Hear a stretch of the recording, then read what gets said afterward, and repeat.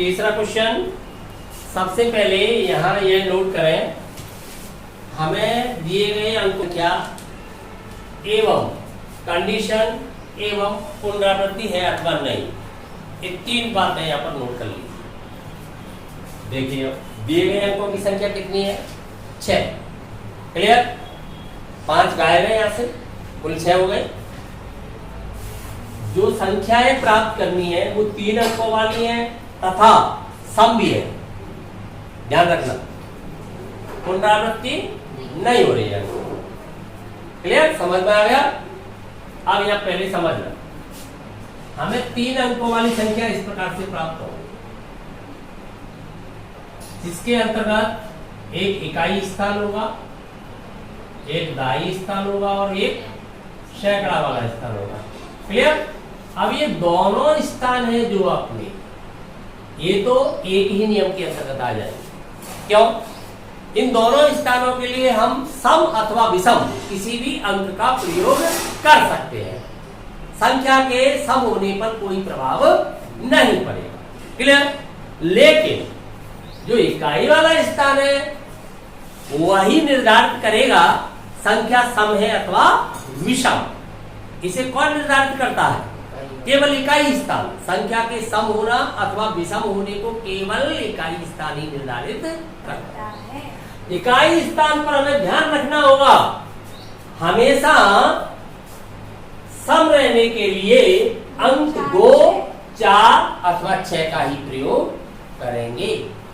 तो बताइए यहाँ पर ऐसे कितने अंकों को प्रयुक्त कर सकते हो जिनसे संख्या सम बनी रहे? केवल 3 अंकों, 2, 4 एवं 6 को। तो हमारे पास कितने तरीके हैं इसे बनने के लिए? केवल 3 तरीके। यहां पर केवल 3 तरीके हैं। कंफर्म हो गई बात। अब हम दाई स्थान को बढ़ते हैं। कोई एक तो आपने प्रयुक्त की है संख्या, कोई एक, क्यों पुनरावृत्ति नहीं हुई है, एक स्थान भरा गया है तो एक अंक की कमी तो आई है। कुल 6 अंक थे, आपके पास अब 5 रह गए हैं। क्लियर। तो दाई स्थान भरने के लिए आपके पास अब कितने तरीके हैं? 5। क्यों? सम भरे अथवा विषम भरे। तो आपके पास 5 तरीके। ये मैं यहाँ पर केवल जो जितने प्रकार हैं उनकी संख्या नोट कर रहा हूं। कंफर्म।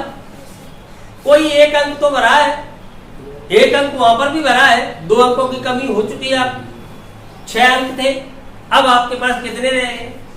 4। तो यहां पर सैकड़ा पर 4, भले ही आप पहले सैकड़ा पे 5 रखते तो उसके बाद वहां पर 4 हो जाते, इससे कोई फर्क नहीं पड़ेगा। 4 गुणा 5 करें या 5 गुणा 4। क्लियर। तो टोटल कितनी संख्याएं हो जाएंगी? कौन सा नियम लगेगा? क्यों लगेगा गुणन नियम? क्योंकि 3 अंक एक साथ नहीं होंगे तो संख्या 3 अंक वाली बनेगी ही नहीं, तो गुणन नियम लग गया। तो कितनी बनेगी आपकी संख्या टोटल? 7। परंतु हम सूत्र के प्रयोग से करना चाहते हैं क्वेश्चन, समझ लेना।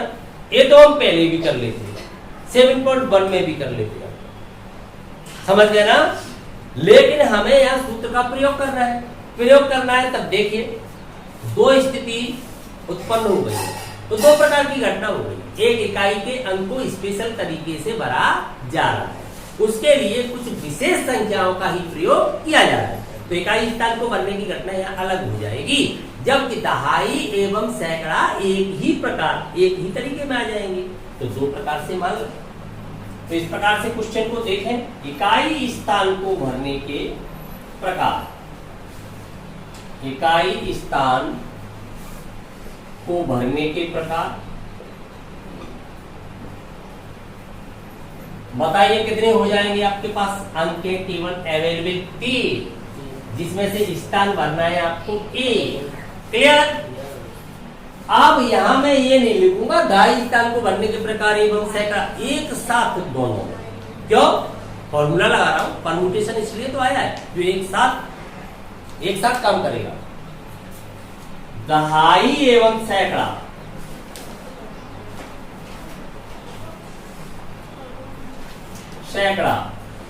के स्थान भरने के प्रकार। बताइए कितने हो जाएंगे आपके पास अंक, कितने, एक अंक यहाँ पर प्रयोग तो हो गया, कितने अंक रह गए, 5, 5 अंकों का आप प्रयोग कर रहे हैं। स्थान कितने भरने हैं आपको, स्थान भरने के लिए आपके पास 2 बचे हुए। क्लियर। अब एक साथ दोनों घटनाएं घटित होनी चाहिए, तब कुल संख्याएं जो प्राप्त होंगी, तब कुल संख्याएं, समझ ही रहे हो 3 अंकों वाली तो है ही वो कुल संख्याएं, कैसी, सम ही तो प्राप्त कर रहे हो आप। तो कुल संख्याएं आपकी क्या हो जाएंगी, 5p2 मल्टीप्लाई 3p1। भले ही आप इसे इधर लिखते हैं, इससे आपको ये कंफर्म रहेगा, पहले इकाई स्थान है इसलिए मैंने उधर लिखा है। क्लियर। इसकी वैल्यू आप फाइंड करो तो अपने आप ही ये वैल्यू 5 गुणा 4 आ जाएगी।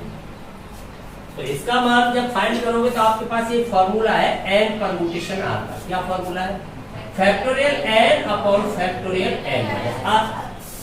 Factorial n upon factorial n की वैल्यू 5 है, 5 upon factorial 5 minus 2 into factorial, ये तो 3 हो जाता है, पता है तुम्हें p1 का मान, फैक्टोरियल 3 अपॉन फैक्टोरियल 3 माइनस 1 2 तक लेफ्ट हो जाएगा। ये आपका 5 इंटू 4 ही रहेगा, 3 तक लेफ्ट हो गया सीधा, ये मल्टीप्लाई में 3 और आ जाएगा, तो टोटल कितना हो जाएगा 7। तो हमें पता चला 7 सब संख्याएं बनेगी। अथवा सेकंड देखिए, हम चाहे तो इसे ऐसे भी कर सकते थे, कैसे, हम एक साथ सभी संख्या को प्राप्त कर लेते, जिसके अंतर्गत सम भी आ जाती है एवं विषम भी आ जाती है। जो 3 अंक वाली संभव है वो सब आ जाती है। कैसी संभव है, सम या विषम। तो कुल संख्या प्राप्त कर लो पहले, ठीक है। कुल 3 अंकीय संख्या, 3 अंकीय संख्या है, इसके अंदर सम भी है और विषम भी है, टोटल है। तो टोटल आपके क्या होनी चाहिए बताओ, टोटल कितने अंक है आपके 6। आप कितने ले रहे, 3, पुनरावृत्ति नहीं होती तब एनपीआर लगता है कि नहीं एनपीआर।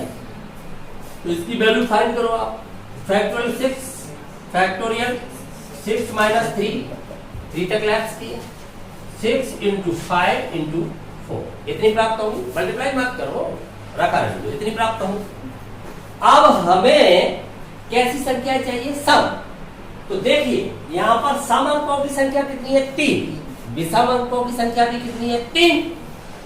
तो 3 अंक हो गए और वो भी 3 अंक हो गए, तो क्या अनुपात बनेगा दोनों में, 1:1 बन गया, 3:3 आप उसमें लेफ्ट करके 1:1, 1:1 बन गया तो आधा आधा हो जाएगा, दोनों के हिस्से में आधा आधा आ जाएगा। आधी तो सम होगी, आधी विषम होगी, समझ गए ना।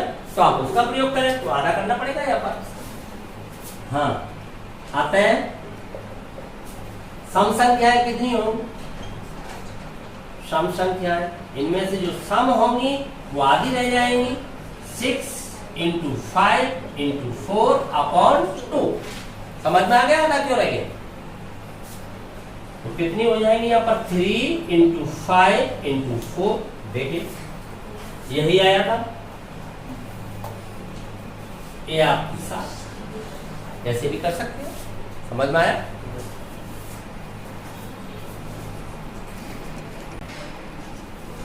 चौथा क्वेश्चन देखें, यहां पर हमें कुल 5 अंक दिए गए हैं, हमें 4 अंक की संख्याएं प्राप्त करनी है, पुनरावृत्ति नहीं होती है, सम संख्याएं भी बतानी है। सबसे पहले हम कुल संख्याओं को प्राप्त करें, ठीक है। तो देखिए कुल संख्याओं को प्राप्त करें, कुल 4 अंकों वाली संख्या बताइए कितनी होगी, 5p4 होनी चाहिए। क्लियर। सॉल्व करोगे तो क्या आएगा, फैक्टोरियल 5 माइनस 4। क्लियर। कहां तक लेस कर दिए गए, कहीं तक नहीं, एक रह गया तो सीधा फैक्टोरियल 5 आएगा। फैक्टोरियल 5 की वैल्यू 5 इंटू 4 इंटू 3 इंटू 2 कितना हो गया 120। क्लियर। अब हमसे पूछा गया है कितनी सम संख्याएं होंगी, तो देखें यहां पर कितने सम अंक है अपने पास, 2 सम अंक कितने हैं अपने पास, 2। उन्हें सम संख्याएं बतानी है।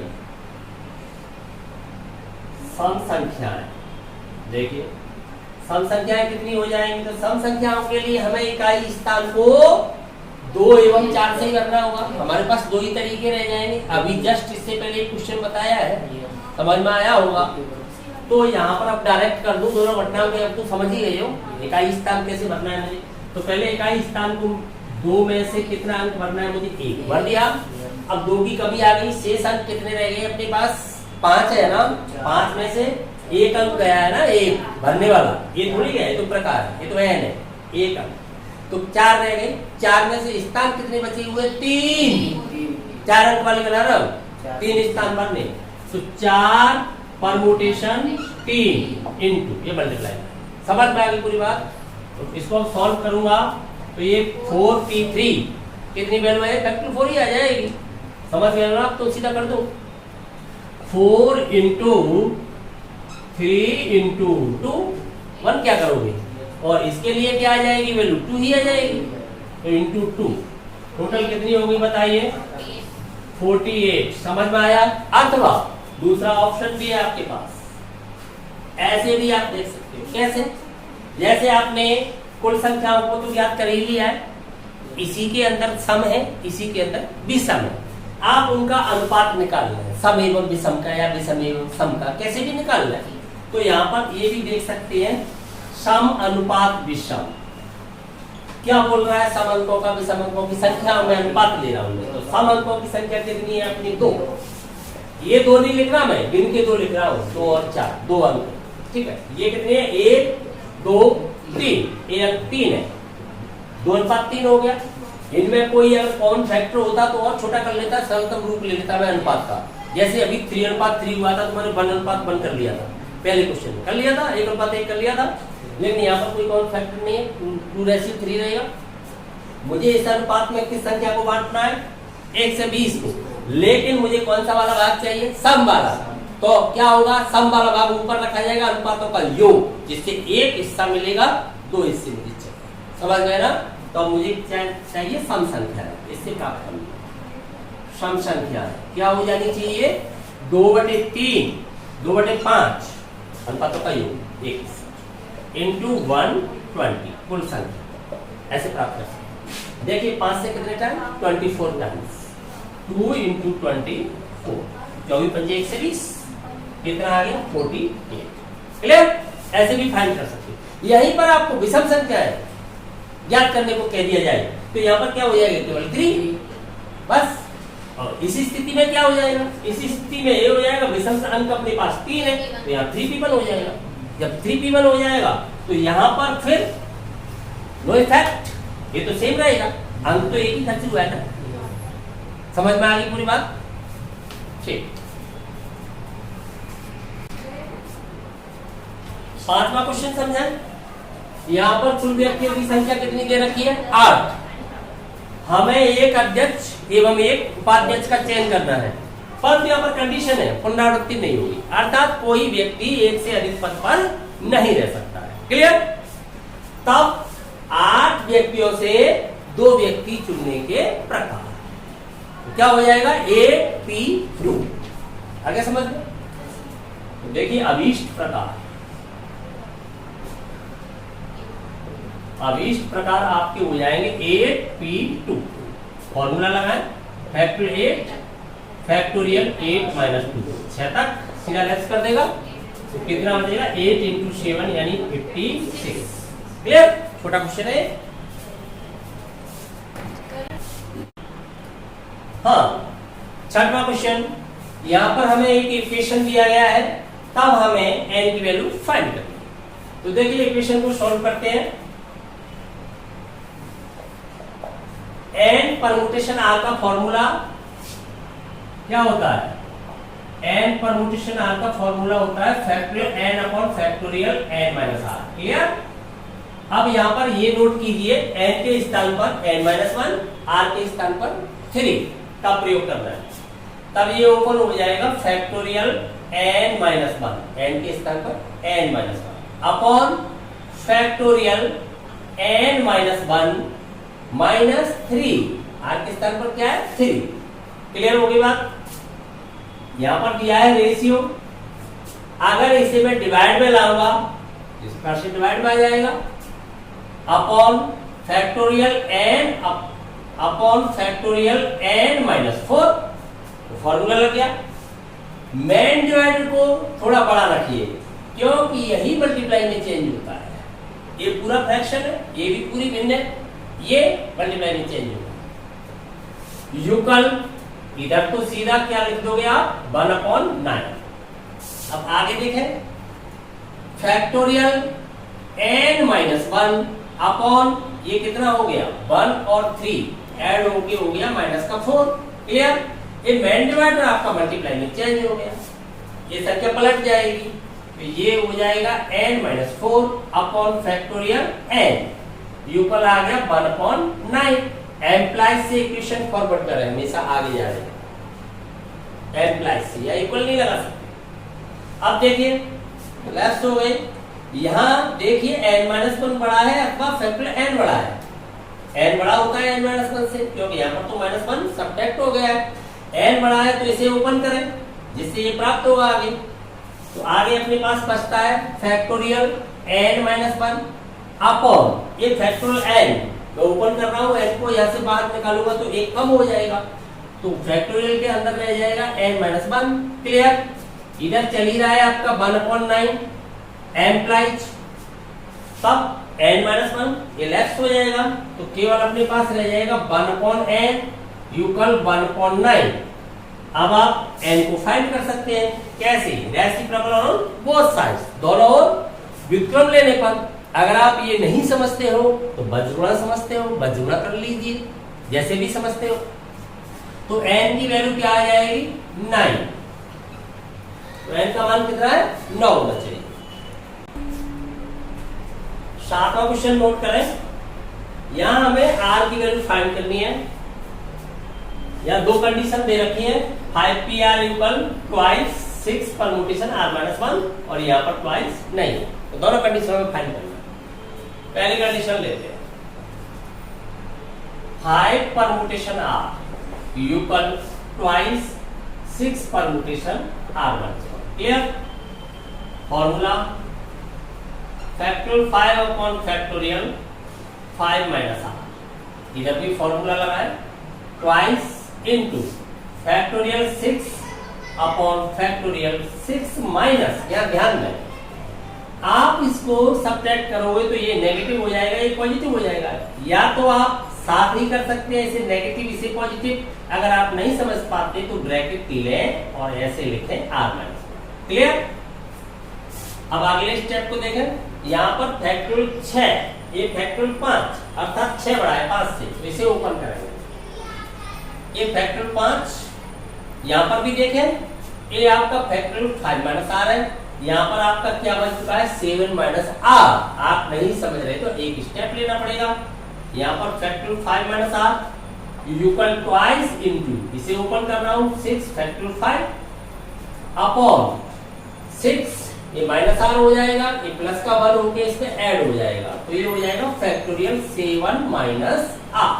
क्लियर, फैक्टोरियल 5 लेफ्ट हो गया, तो यहाँ पर रह जाएगा 1 अपॉन फैक्टोरियल 5 माइनस r। यहाँ देखें 7 माइनस r 5 माइनस r से बड़ा है, क्यों? 7 बड़ा है 5 से, 5 में से भी r घट रहा है, 7 में से भी r कम हो रहा है, दोनों से समान कम हो रहा है, तो यही बड़ा होगा 7 माइनस r, तो इसे मैं ओपन कर रहा हूँ, तो ये तो आपका 12 वही है, और यहाँ से फैक्टोरियल 5 मैंने लेफ्ट कर ही दिया है अपॉन, नीचे देखें 7 माइनस r को मैंने यहां से बाहर लिया फैक्टोरियल से, तब 1 की कमी आएगी, 7 माइनस r से जब 1 कम होगा तो कितना बचेगा 6 माइनस r, उसे भी मैं बाहर निकाल रहा हूं, तब कितना बचेगा 5 माइनस r। केवल इस 7 में कमी आएगी तो 6 हो जाएगा, 6 में कमी आएगी तो 5 हो जाएगा, तो ये हो जाएगा फैक्टोरियल 5 माइनस r का मैंने क्लोज कर दिया, क्योंकि फैक्टोरियल 5 माइनस r लेफ्ट हो जाएगा। तो अपने पास क्या बचता है, यहाँ पर 1 अपॉन 1 लिखे हैं, केवल 1 लिखे हैं, ये तो लेफ्ट हो गया यहाँ से यूकल 12 अपॉन, अब देखिए इनका आप मल्टीप्लाई करोगे तो कैसे करते हैं मल्टीप्लाई, या तो दोनों से माइनस कॉमन लेके आप इस पर लेफ्ट कर दें तो ये r-7 ये r-6, ऐसा नहीं भी करें तो कोई दिक्कत नहीं है। मूलों का योग इंटू मूलों का गुणन, सीधा मल्टीप्लाई कर दें तो क्या आएगा, आर स्क्वायर 6 और 7 13, ये 13 हो गए, और मल्टीप्लाई करेंगे तो कितना हो जाएगा, 42 हो जाएगा। तो माइनस के 13 आएंगे, क्यों, दोनों नेगेटिव है। तो अपने पास प्राप्त होगा आर स्क्वायर माइनस के 13 आर, क्लियर, प्लस का कितना आ जाएगा 42, ये फाइंड हुआ हमें। अब इसे आगे सॉल्व करें, सॉल्व करोगे तो देखो इसके फैक्टर करोगे आप, इधर ले जाके 12 कम हो जाएगा इधर, तो क्या प्राप्त होगा आपको, आर स्क्वायर माइनस के 13 आर, यहाँ से आपका माइनस का 12 उधर जाएगा, ट्रांसफर करोगे 42 में से 12 कम हो जाएगा तो कितना रह जाएगा आपके पास, 30 रह जाएगा। समझ गए, ये तो छोटी सी बात है, सीधा समझ सकते हैं। अब इसके फैक्टर करने हैं, 10 और 3 कितने हो गए, 13, 10 3 30, तो 10 और 3 हो जाएंगे तो r माइनस 3, और दूसरा फैक्टर इसका हुआ r माइनस 10, यूकल क्या चल रहा है 0।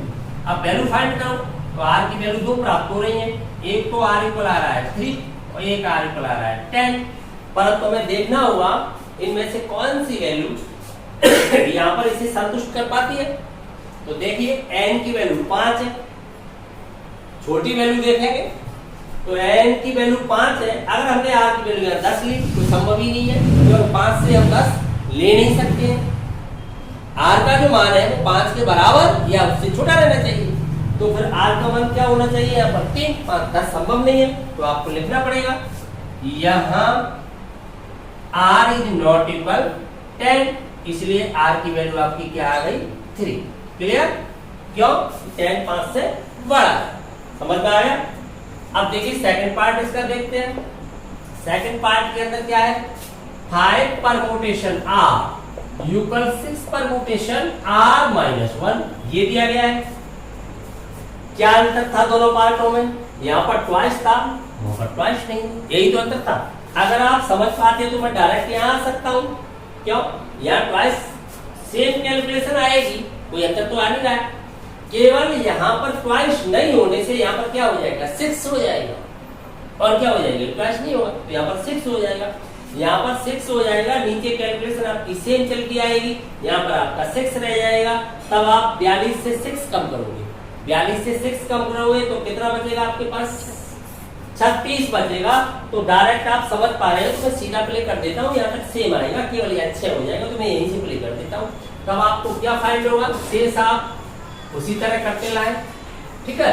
एट लास्ट आपको ये फाइंड हो जाएगा 1 इक्वल, यहाँ पर 6 हो जाएगा, अपॉन नीचे आप आओगे तो r स्क्वायर माइनस 13r और प्लस का 42, और जब इसे आप सॉल्व करोगे तब ये आपके पास सीधा आ जाएगा r square minus 13r plus का रह जाएगा आपके पास 36, समझ गए ना, 36 रह जाएगा आपके पास, यूकल 0। अब इसके फैक्टर करें, कीजिए फैक्टर, तो आप देख रहे हैं 9 और 4 कितना हो जाता है 13, और 9 और 4 का मल्टीप्लाई कितना हो जाता है 36। तब इसके फैक्टर आपके एक तो r माइनस 4 हो जाएगा, एक हो जाएगा r माइनस 9 यूकल 0। इससे r की वैल्यू 2 फाइंड हो रही है, एक 4 फाइंड हो रही है, एक 9 फाइंड हो रही है। तो आप देख रहे हो 9 यहाँ संभव नहीं है, क्यों, ये 5 से बड़ी है 9, तो इसलिए क्या होनी चाहिए, क्योंकि हम यहाँ पर देख पा रहे हैं 9 इज ग्रेटर देन 5, 5 से बड़ी है, इसलिए क्या कह सकते हैं r इज नॉट इक्वल 9, तो r की वैल्यू 9 हो नहीं सकती है, अतः r की वैल्यू क्या होनी चाहिए, अतः r इक्वल होना चाहिए 4, क्लियर, समझ में आ गया। तो मान निकालने के बाद ये देखना होगा कौन सा मान यहाँ पर वैलिड है, कौन सा गलत है, समझ में आया, क्लियर।